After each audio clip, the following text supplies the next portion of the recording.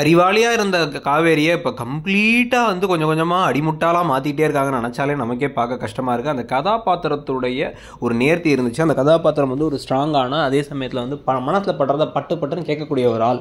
ஆனால் இப்போ கொஞ்சம் கொஞ்சமாக வந்து ஒரு மாதிரி கன்ஃபியூஸ்டான சோல் மாதிரி அவங்கள மாற்றிடுறாங்கிறது நமக்கு தெரியுது. ஒரே ஒரு உருப்படியாக நடந்த விஷயம் என்ன அப்படின்னா வந்து நேற்றைய எபிசோடில் எப்படியோ வந்து அவங்க வந்து ஓப்பனாக வாயை திறந்து வந்து நீ தான் வந்து நிவின் கிட்ட ஒரு தவறான நம்பிக்கையை கொடுத்தியா அப்படின்னு சொல்லி வந்து இப்போ விஜய் கிட்ட கேட்டது மட்டும்தான். இன்றைக்கி இப்போ என்ன ஆகுது அப்படின்னா வந்து இப்போ எப்படியாச்சும் நிவினை வர வைக்கணுங்கிறதுக்காக என்ன பண்ணுறாங்க அப்படின்னா நிவினுடைய ஃப்ரெண்டு நம்பரை வாங்கி அவருக்கு கால் பண்ணுறாங்க. அவர்கிட்ட ஃபோனை எடுத்து தனியாக பேசலான்னு சொல்லிட்டு இப்போ காவேரி வந்து பார்த்தா அவர் வந்து யார் அப்படின்னு சொல்லிட்டு ஏதோ கிரெடிட் கார்டு நம்பர் போலன்னு எடுத்து பார்த்தா டக்குன்னு அவங்க நான் தான் பேசுகிறேன் காவேரின்னு நிவின் எதுவும் கோயிலுக்கு வரேன்னு சொன்னாரா அப்படின்னா வந்து அவெல்லாம் எதுவும் வரமாட்டான், நீங்கள் இங்கேருந்து கிளம்புங்கன்னு ஃபோனை கட் பண்ணிடுறாரு அவர். உடனே இப்போ அப்படியே இடிஞ்சு போய் உட்காந்துருக்காங்க காவேரி. அவங்க என்ன நினைக்கிறாங்க, இதுக்கெல்லாம் வந்து விஜய் தான் காரணம், விஜயாவே எடுத்து சொல்லிட்டாருன்னு நினைக்கிறாங்க. இவங்க கூடயே தான் இருக்காரு, இவர் எப்போ சொன்னார், இதெல்லாம் இவங்களாம் ஒரு முடிவு பண்ணிக்கிறாங்க வேற பாவமா.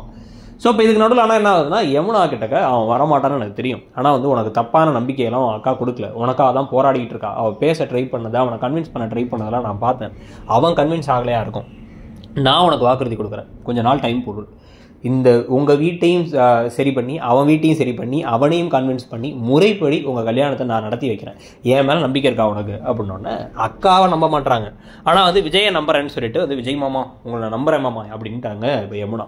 அப்போ அங்கே வந்து பாவமாக வந்து காவேரி நிற்கும் பொழுது விடுக்கா பரவாயில்லக்கா எனக்கு ஒன்றும் பிரச்சனை இல்லைக்கான்னு கிளம்பி போக பாரு அவள் சரியாயிட்டா அப்படின்னு ஜாலியாக கிளம்பி வர்றாரு விஜய். எல்லாம் பிளான் பண்ணுறதெல்லாம் பண்ணிவிட்டு கடைசியில் இப்படி ஜாலியாக இருக்கான அந்த ஆள் அப்படின்னு சொல்லிட்டு வந்து விஜய் மேலே கோவப்பட்டு இருக்காங்க காவேரி. காரில் ஏறும்பொழுது இவர் பேசாமல் ஜாலியாக வரதை பார்த்தா அவங்களுக்கு கோவமாக இருக்குது. வீட்டுக்குள்ளே வந்தோன்னா வேகமாக யமுனா உள்ள ரூம்குள்ளே போனோன்னே அதுக்கும் வந்து அவள் என்னமோ பண்ணிக்க போகிறாங்க, அதெல்லாம் ஒன்றும் பண்ணிக்க மாட்டா அப்படின்னு வந்து விஜய் சொல்லிட்டு இருக்காரு. இதுக்கப்புறம் உள்ளே வந்து உட்காந்ததுக்கப்புறமா இப்போ நிவின் ஒரு பக்கம் யோசிச்சுட்டு இருக்காரு, என்னடா அது இவனுக்கு எங்கேயாவது போயிருப்பானுங்களா இல்லை அந்த கோயிலில் தான் உட்காந்துருப்பானுங்களா அப்படின்னு யோசிச்சுட்டு இருக்காரு.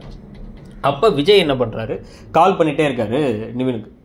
அதை பார்த்துட்டு காவேரி ஏதோ என்ன பேசுகிறாருன்னு பார்க்கலான்னு பார்த்தா இவர் வந்து அதை நோட் பண்ணிட்டு ஃபோனை கீழே வச்சுட்டே இருக்காரு. ஒரு கட்டத்துக்கு மேலே 2-3 ட்ரைக்கு அப்புறமா எடுத்துட்டு காவேரியாக தான் இருக்கும் அப்படின்னு முடிவு பண்ணி என்ன பண்ணுறாரு அப்படின்னா வந்து நிவின் வந்து சாரி காவேரி, என்னால் வந்து உன் தங்கச்சி விஷயத்தை மட்டும் எதுவும் பண்ண முடியாது அப்படின்னு சொல்ல, இது நான் விஜய் அப்படின்னோடனே நீங்களா சாரி அப்படின்றாங்க. தெரியும் அவங்களுக்கு திருப்பி கால் பண்ணுறதா வேறு நம்பர்லேருந்து, அதனால தான் நீங்கள் பயப்பட்டீங்கன்னு தெரியும் அப்படின்ன உடனே இப்போ தெரியும்னா அப்போ உங்களுக்கு நீங்களும் அங்கே தான் இருந்தீங்களா, ஸ்பாட்டில் தான் இருந்தீங்கன்னா தடுத்து நிறுத்திருக்க வேண்டியது, ஆனால் எதுக்கு நீங்கள் தடுத்து நிறுத்தலைன்னு நிவின் கேட்க இதெல்லாம் நம்ம நேரில் பேசிக்கலாம் அப்படிங்கிறாரு இப்போ விஜய். ஸோ இப்போ அவர் நேரில் பேசி நிவின் மனசை வந்து மாற்றுறதுக்கு ட்ரை பண்ண, நம்பிக்கை கொடுத்தது கான்ட்ராக்டை பற்றிலாம் இப்போ அவரை இப்போ சைடு உண்மைகள்லாம் சொல்ல போகிறாரு. இதை கான்ட்ராக்ட்லாம் இதுக்கப்புறம் கிடையாது, நாங்கள் தான் கல்யாணம் பண்ணிக்க போகிறோங்கிறலாம் சொல்ல போகிறாரு. ஸோ இதுக்கு நடுவில் நாங்கள் தான் ஒன்றா இருக்க போகிறோம் அப்படின்னு சொல்ல போகிறாரு. இதுக்கு நடுவில் வந்து பார்த்தீங்க அப்படின்னா காவேரி இன்னமும் விஜய் தான் தப்பாக நினைச்சிட்டு இருக்காங்கன்னு கதை ஒரு பக்கம் போயிட்டு இருக்கு. ஸோ ஓவராலாக அந்த கதையில் நிறைய திருப்பங்கள்லாம் இப்போ வந்துகிட்டு இருக்கு. அடுத்து இன்னமும் நிவின் யமுனா கல்யாணத்தை நோக்கி தான் அந்த கதை போயிட்டு இருக்குங்கிறத பற்றி உங்க கருத்து என்னங்கிறத சொல்லுங்க. தேங்க்யூ.